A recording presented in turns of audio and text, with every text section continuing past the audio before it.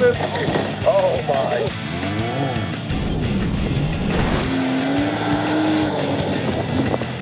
And the registration is good, just so you know.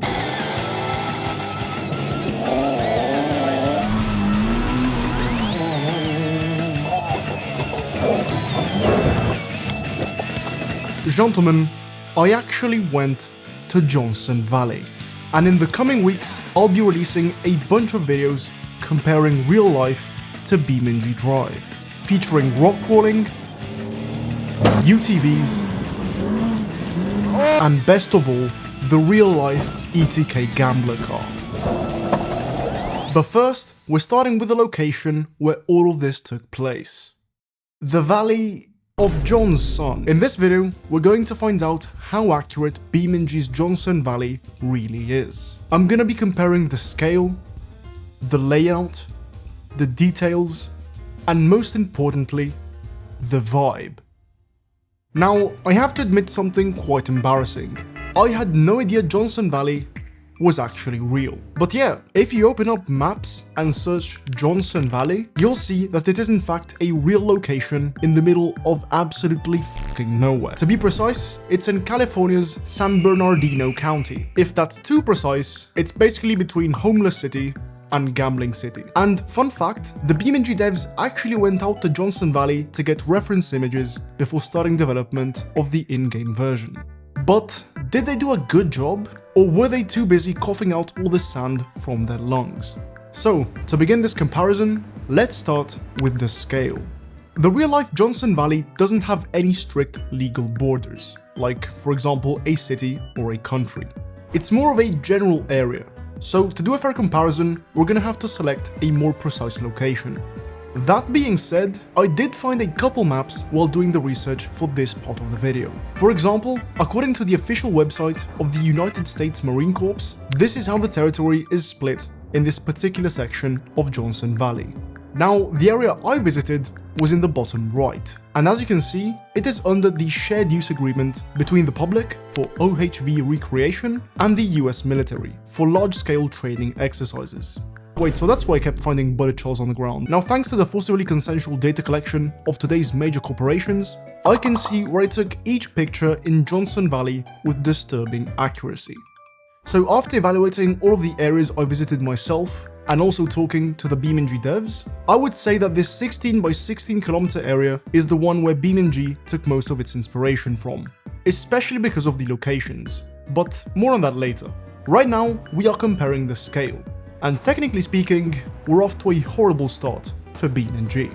That's because while the area I selected is 16 kilometers by 16 kilometers, BeamNG's Johnson Valley is only 3 kilometers by 3 kilometers. But luckily for this video's runtime, it's not that simple. First of all, while BeamNG's Johnson Valley is officially 3 by 3 kilometers, that is just the highly detailed area. The playable area is actually way larger. Now that being said, there are only two main attractions beyond the official confines of the map.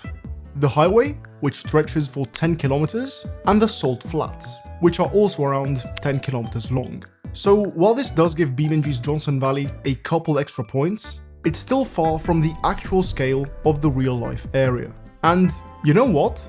That's actually a good thing. Driving from one place to another in the real Johnson Valley takes time, especially since you're always off-roading. In BeamNG, it took me just shy of 4 minutes to get from one side of the map to the other. And while I wasn't hammering it, I definitely wasn't driving carefully either. Oh! Big one! Now, if the map were 16 by 16 kilometers, it would have taken me 21 minutes. So yeah, as my girlfriend always says, I wouldn't mind it if it were 30% bigger, but I am glad the devs didn't overdo it in terms of dimensions. Especially because that would have come with some compromises, like worse performance or lower attention to detail. But before moving on to the next category, which is locations, there are two alternatives I want to quickly talk about. The first one is BeamNG, which is the mod we looked at in detail in my previous video. The guy behind it gave me access to the developer mode, which enabled me to download the exact 16 by 16 kilometer area I showed you earlier. And what can I say? This is just insane. And if you want to try it yourself, I'll leave a download link in the description. Though, while the scale of the BeamNG map is impressive, it unfortunately lacks any form of detail. That's where the second alternative comes in. The King of the Hammers short course by Reckless Racing. And as the name suggests, it is an exact recreation of the short course at King of the Hammers, which is located right here. Thanks to photogrammetry and a ton of man hours of polishing and detailing, it blends the 1-to-1 scale of the BeamNG map with the high detail level of the official BeamNG map. And I mean, just take a look at this. By the way, I am using the new volumetric clouds mod to get the fog and the clouds as close as possible to real life, and if you're interested, I'll leave the creator's Patreon in the description. Now size-wise, it is the same as BeamNG's map, so 3 km by 3 km, but it feels much smaller compared to it. And my theory is because it lacks variety, which isn't Reckless Racing's fault.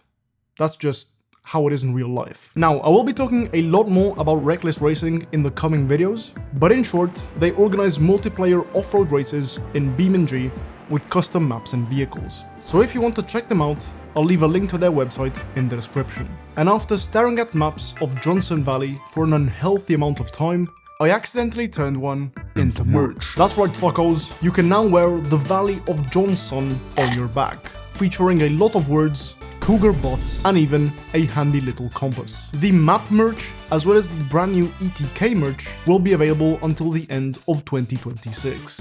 And you can get them at shopmui.com. So that was it for the scale, which means it is now time to compare the locations. While BeamNG's Johnson Valley isn't massive, it is really densely packed without looking unnatural, which is something very hard to pull off. And these are the main locations: the gas station, the base camp, the short course, the highway, the settlement, Walter White's meth lab, the telecommunications tower, the remote pits, the dunes, the rock crawling and desert trails, and finally, the salt flats.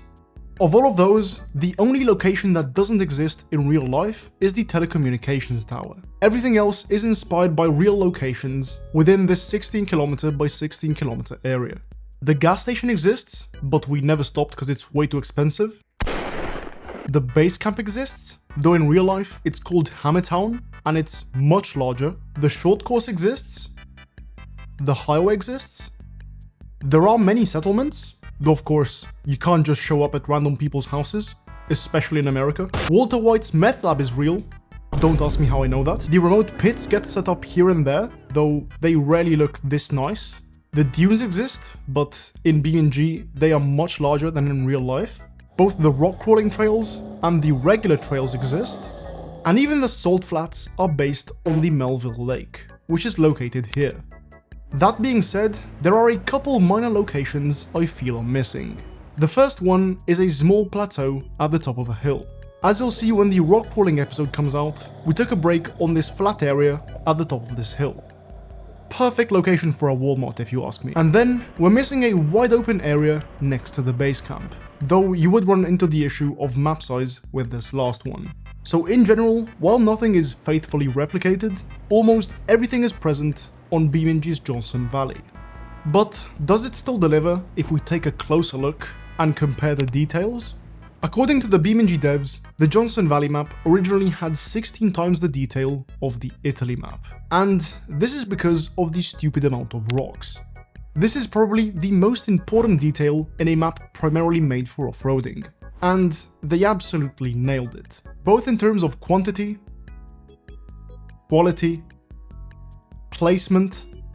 There's even teeny little rocks scattered around.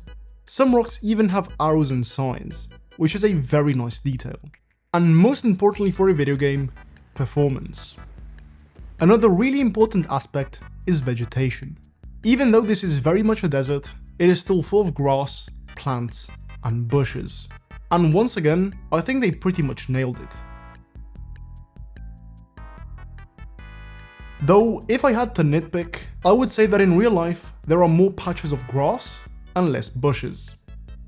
Something that is often overlooked is the audio, especially when it's done right. And in this case, it is done right.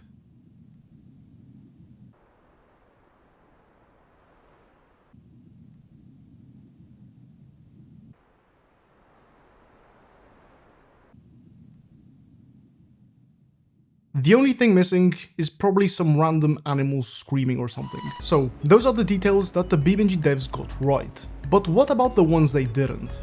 In my opinion, the entrance to the base camp could have been done better. For reference, this is how it is in real life, and this is how it was recreated by the Reckless Racing team. That being said, I do have to give props to the BeamNG devs for including the infamous Porta Potty arena. Let me tell you, I saw some wild shit in there. Literally. Something else that's kind of off with the base camp is the fact that everything is clean. All of the RVs, the tents, and the barriers look brand new, when in reality, pretty much everything is coated by a thick layer of dust. As you can see from this clip, the tent is dusty, the truck is dusty, whatever this is dusty. Fuck, even those tables are probably dusty. I know it's a nitpick, but I am nitpicking. And finally, there's a complete lack of military references. If you remember at the start of the video, I mentioned that Johnson Valley is under shared use between the public and the US military. That is because, since it has some similarities with the Middle East, like having sand I guess, the military uses it for large-scale training operations. And in fact, there is a massive 200-meter wide target right here. There's also a ton of small craters scattered around. And you do need to pay somewhat attention to where you're driving. But despite that, I would say that the vibe is definitely there. I feel like the devs perfectly managed to capture the feeling of being in Johnson Valley while also condensing it to a size that makes sense for a video game. Yes, the colors are a bit off. I had to create my very own piss filter for the very first shot in the intro. And yes, the massive dust clouds are missing, but those are mainly due to technical limitations, which is actually something that may be changing soon, judging by this recent teaser we got. So in conclusion, while BeamNG's Johnson Valley isn't 100% accurate, nor perfect in all of the details, I think that it's way more than good enough. Especially since, first of all, there are 14 other maps, and most importantly, BeamNG's focus isn't recreating real-world locations. It's the driving. And in the next videos, we're gonna find out how close it is to real life, which is gonna be even more interesting thanks to this motion rig. So make sure to subscribe if you don't wanna miss that. And so yeah, shout out to BeamNG, the Reckless Racing team, and whoever is about to make the horrid financial decision of buying the Johnson Valley merch.